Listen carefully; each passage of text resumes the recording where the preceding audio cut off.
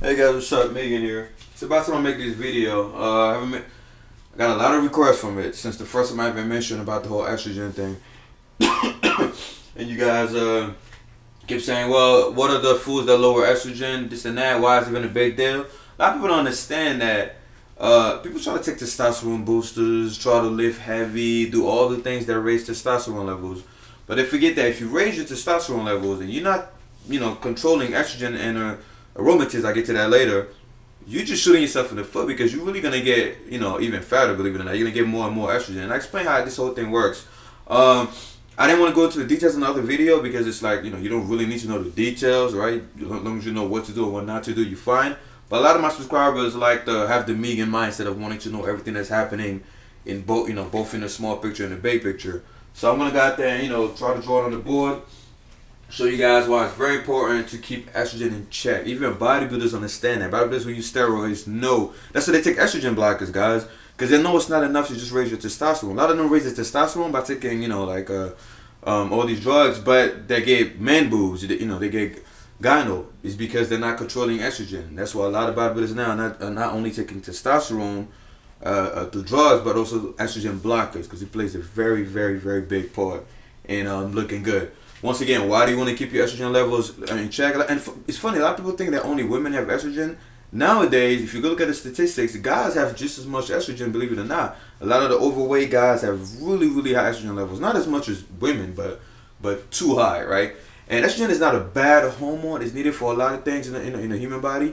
But too much of it is where we have a problem, especially if you're trying to build muscle, because estrogen and testosterone don't, have different physiological effects on the human body. Now, number one, before I even start, how do you know that you need to keep your estrogen levels in check? Number one, if your mood is shitty, you're always in a shitty mood, right? You have mood problems, you have mood swings. Number two, you have a lot of belly fat like me, right? That's why I started this cut 5 weeks ago. You have too much belly fat from your dirty bulk or whatever you were doing, or even through genetics. You have low energy, low sex drive, right? Low semen volume, right? You just lost that drive, that competitive nature. 9 out of 10 times it's because you have low testosterone levels, high estrogen levels, right? It's not the only reason, but if you have all these symptoms, or like at least 3/5 of these symptoms, you want to check, you want to bring down your estrogen. And I explain to you guys why this whole thing, affects your mind. It really affects your brain, and after that your body. But first, let me give you a quick run. I don't know if you guys can see. I don't know how far I should put this. Oh, about here. Let me just draw a quick picture of the human body. By the way, I still have my Piccolo vest. I didn't stop wearing it. I got a lot of questions. If you see me wearing my big black sweater, it's because I have this underneath when I go to school and stuff like that. Let's say you have the human body. Your brain is in here. Blah, blah, blah. Your balls down here.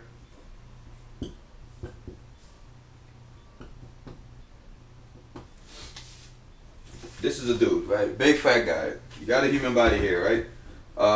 Your brain is up here. And this is what happens. First, you have your hypothalamus and your pituitary gland. I'm just going to draw them over here. They're not really here, but this over here in your brain. Your hypothalamus is going to release gonadotropin releasing hormone. You don't have to write it down, guys. That's going to go to your pituitary gland and make it release luteinizing hormone, right? I love the way the body works. It's so cool. So gonadotropin releasing hormone in your brain, let's say you do like a heavy set of squats, or you're sleeping, or whatever that raises testosterone. Gonadotropin releasing hormone is going to release luteinizing hormone, and luteinizing hormone is going to go down to the Leydig cells of your balls, your testes, right? Your Leydig cells are going to start producing testosterone, right? Obviously, your body's also going to release follicle stimulating hormone, but don't worry about that for now. Let's worry about LH, luteinizing hormone. Gonna go to your balls. Your balls are gonna take cholesterol. Once again, that's why you gotta eat cholesterol. Guys, people trying to stay away from saturated fats. You want to keep them in check, but you also need a high intake of them. Your body's gonna use cholesterol. A lot of people don't even know that testosterone is made from cholesterol. Body's gonna take cholesterol and make testosterone. Right? First, you're gonna turn cholesterol into, I think, pregnenolone, something like that, and then it's gonna do a whole bunch of reaction. Finally, you have testosterone, right? But now the problem is, once you have testosterone, it can go one of two ways, right? It can go into DHT, which is dihydrotestosterone, one of the most powerful androgens in the entire human body, right? Out of all the androgen means male hormones, right? like masculinizing hormones. DHT is the most powerful because it binds to androgen receptors like a motherfucker, right? But not that great for muscle size, and I explain it in a whole different video. It depends, right? And the other way is, by the way, the thing that's going to turn testosterone into DHT is 5-alpha reductase. I'm going to make a video about that later on. But we're not worried about that. We're worried about estrogen. The other way is estrogen.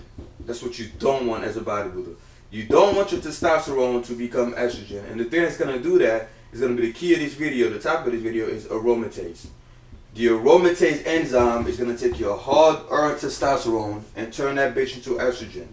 And now the problem with estrogen is, not only it gives you all these female characteristics, not only it gives you, I don't know if you guys can tell, not only it gives you these female characteristics, not only, you know, it makes you gain more fat, but it does this very negative thing, right? Very negative thing. The way your brain controls the balance of your hormones is, if you have a lot of testosterone, your testosterone is going to go back, obviously, to your muscle cells, make you gain muscle size. It's going to go to your brain, give you like a whole bunch of good shit, right? But it's also going to go to your brain and say, hey, we have too much testosterone, stop releasing luteinizing hormone, right? So your brain is going to stop making more testosterone if you have a lot of testosterone, right? But if you also have a lot of estrogen, the estrogen is also going to go to your brain. It's called a negative feedback loop, right? Feedback loop. Estrogen is also going to go to your brain and say, hey, it's not going to say we have enough estrogen. It's going to say we have enough hormones. And your brain is going to stop making luteinizing hormones, which is going to stop making testosterone in the long run. I don't know if you guys understand. So you don't want too much estrogen, because too much estrogen, like more estrogen than testosterone, estrogen is going to go to your brain and make your body stop making testosterone. So now you're just stuck with a whole lot of estrogen floating around your bloodstream and very low T. That is why high estrogen means low testosterone levels, because of negative feedback loop, right? So, how do we fix that problem?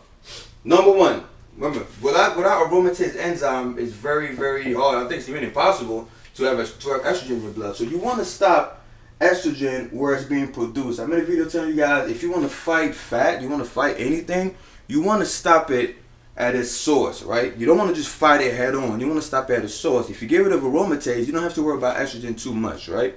So here, let me show you guys. Where's my eraser? Where's my fucking eraser?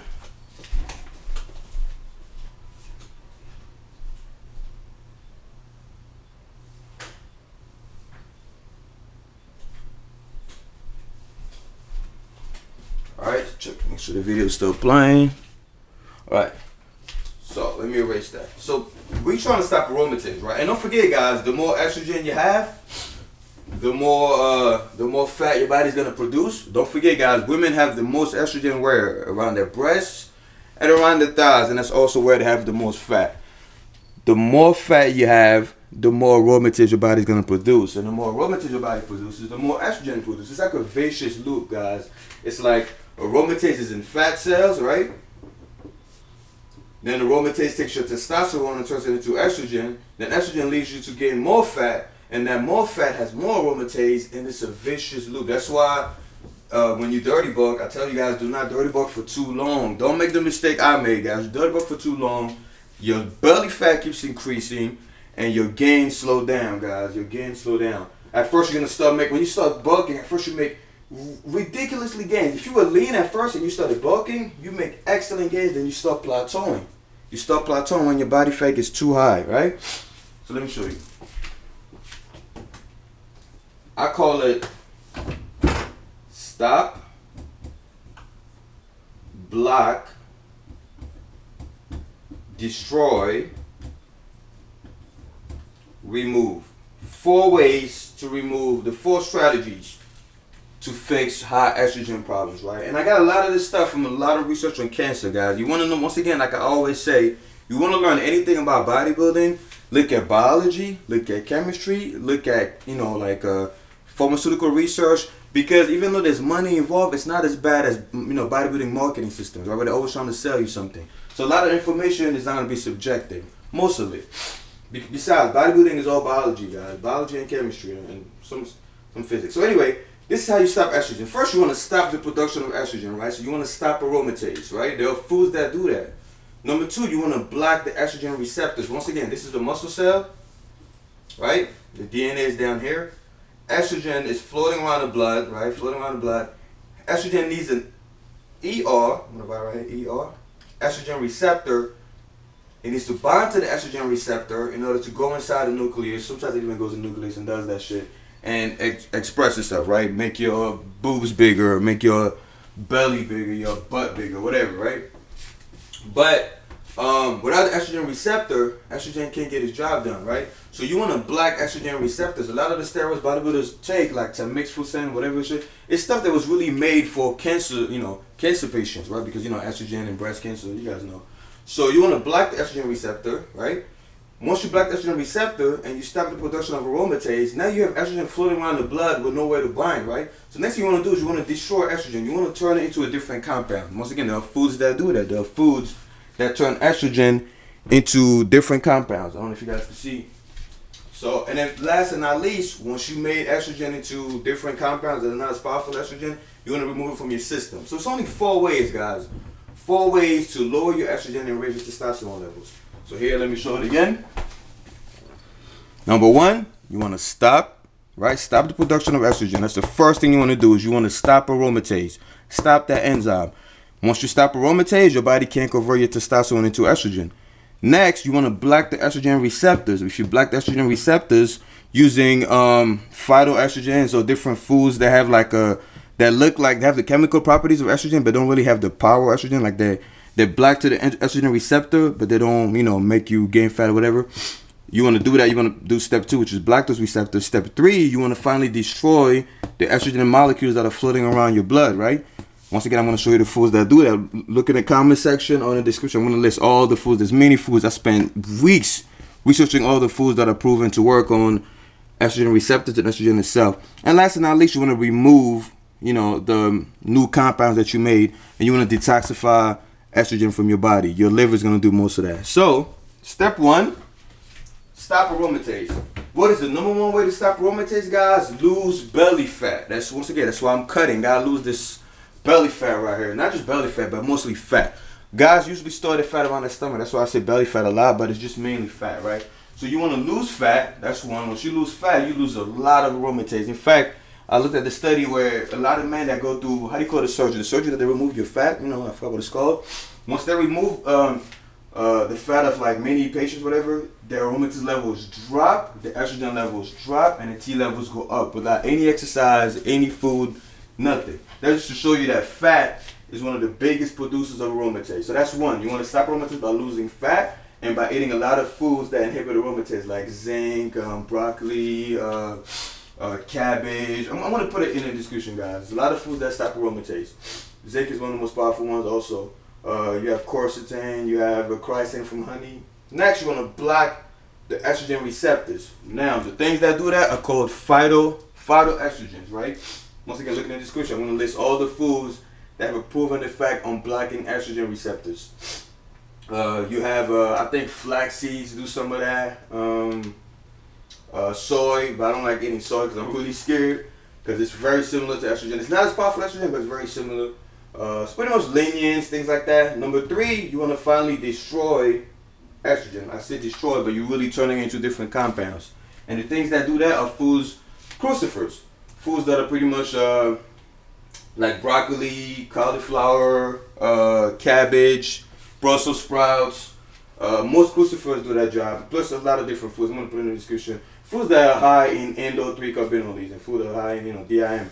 And last but not least, you want to remove. Now, you guys gotta understand, your estrogen is gonna leave your body through your bowel. So you gotta eat a lot of fiber, right?